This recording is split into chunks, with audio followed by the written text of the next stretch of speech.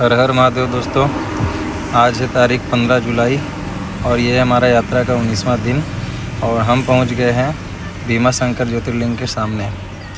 तो अभी उठने के बाद देखा तो रात में थोड़ी बहुत बारिश हुई थी।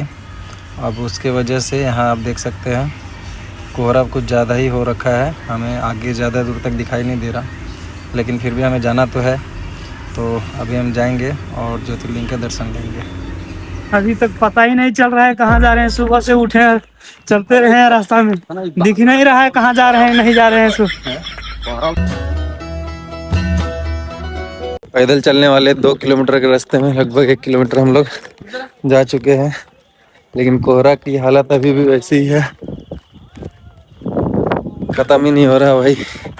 और आगे चूंकि थोड़ी देर के बाद रास्ता ही नहीं दिख रहा, समझ ही नहीं आ रहा हम लोग किधर जा रहे, कहाँ जा रहे, कितना दूर। ठीक है, सुबह सुबह नंदी महाराज कोहरे से फाड़ते हुए बाहर आ रहे हैं। थोड़ी देर पहले वो दिख नहीं रहे थे, सामने आए। सारे पूजा सामग्री लेके हम पहुंच गए हैं भीमा शंकर जी के द्वार पे और अब हम यहाँ से दर्शन के लिए फाइनली एंटर कर रहे हैं। मंदिर का जीर्णोद्धार चालू है, तो अभी सीढ़ियाँ अंडर कंस्ट्रक्शन है। मंदिर पूर्ण रूप से बन के तैयार हो चुका है और इसलिए ये काफ़ी समय के बाद अभी खुल चुका है हम लोगों के लिए। लेकिन चूँकि सीढ़ियों का काम चालू है तो दर्शन पूरे दिन भर नहीं होता। सुबह 7 से 11 बजे तक ही दर्शन कर सकते हैं और जलार्पण कर सकते हैं। मंदिर प्रवेश द्वार से अंदर आने के बाद कुछ दूर चलने के बाद एज यूजुअल यहाँ भी अच्छी खासी लाइन लग चुकी है, देख सकते हो पीछे की भीड़ भी। हम लोग लगे हैं, हमें लगता है लगभग 1 से 1.5 घंटे तो हमें कम से कम जाने वाले हैं यहाँ पे।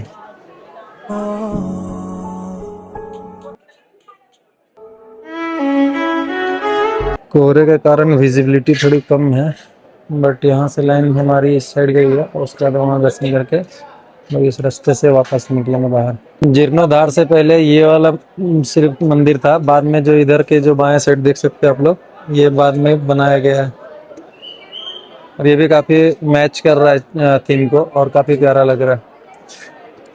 नए निर्माण का प्रवेश द्वार है और यहाँ से आगे अंदर जाके गर्भगृह जाने के लिए वहां से दाहिने मुड़ के हमारा दर्शन भी बहुत अच्छे से हो गया और अभी बज रहे हैं 9 और ये दर्शन 11 बजे तक रहेगी। आप अभी भी लाइन को देख सकते हैं कितना ज़्यादा लाइन लगी हुई है।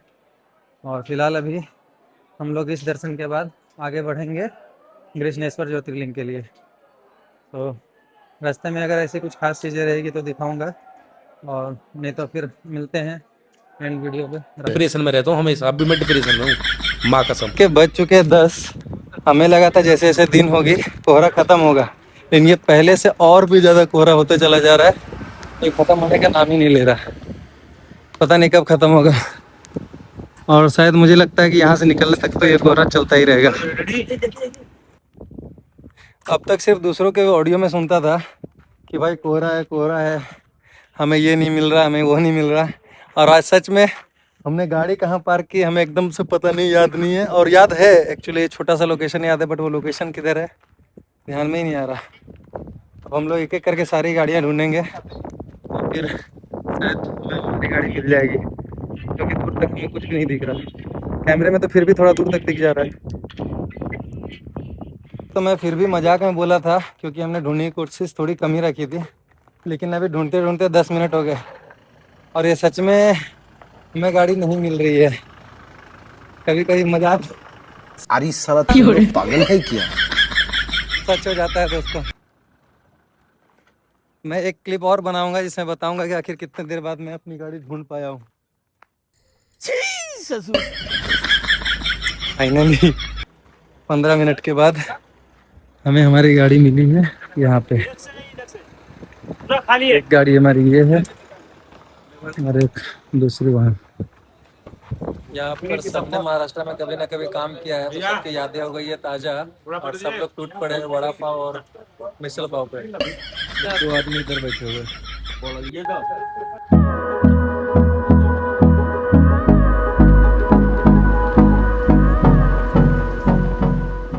में सफ़र करते करते बज गए शाम के 7:45 और हम बहुत ही नज़दीक आ गए हैं कृष्णेश्वर ज्योतिर्लिंग के सामने। तो यहाँ हम लोग एक आश्रम देख के आज रुकेंगे ताकि कल जल्दी से जल्दी दर्शन करके आगे के लिए जा सकें। और कल के बाद का जो सफ़र है उसमें हमारे पास 2 ऑप्शन है, या तो रामेश्वरम जाना है या फिर मल्लिकार्जुन। तो इसके लिए भी हमारा डिस्कशन बाकी है। तो डिस्कशन जैसे ही फाइनल होगा तो उसके बाद कल अपडेट के साथ कल का दर्शन करेंगे और फिर निकलेंगे। तो आज के लिए अपना ब्लॉग यहीं ख़त्म होता है। बाय बाय, हर हर महादेव।